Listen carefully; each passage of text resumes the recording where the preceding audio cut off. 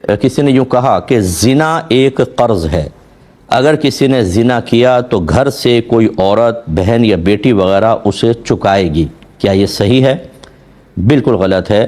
لا یکلف اللہ نفسا الا وسعها، اللہ تعالیٰ کسی جان کو اس کی ہمت سے زیادہ آزمائش میں مبتلا نہیں کرتا۔ اگر ہماری بیٹی نے، بہن نے کوئی غلط کام کیا ہی نہیں، کیا کسی اور نے، اور اللہ تعالیٰ ان کو زنا کے اندر معاذ اللہ ثم معاذ اللہ ان کے لیے زنا کے معاملات آسان کر دے، یہ کیسے؟ اللہ تعالیٰ کسی کی سزا کسی کو نہیں دیتا، یاد رکھیں۔ جو یہ کہتے ہیں نا کہ جی ماں باپ کے گناہوں کی سزا اولاد کو ملتی ہے، بالکل غلط۔ ہاں یہ ہو سکتا ہے کہ مثلا باپ شرابی ہے، بیٹا بھی دیکھ کے شرابی بن گیا، اس پر اگر آپ نے کہا کہ باپ کے اعمال کی سزا ہے یہ کہ دیکھو باپ کو دیکھ کر اس نے ایسا کیا، یہ الگ بات ہے۔ لیکن اگر بچے نیک ہیں، پرہیزگار ہیں، باپ شرابی ہے، تو یہ نہیں ہے کہ میدان محشر کے اندر بچوں کی گرفت ہوگی، یا بچہ ضرور شرابی بنے گا ایک دن کیونکہ باپ شرابی تھا،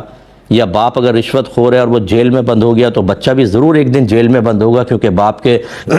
گناہوں کی سزا اولاد کو ملتی ہے، ایسا بالکل بھی نہیں ہے۔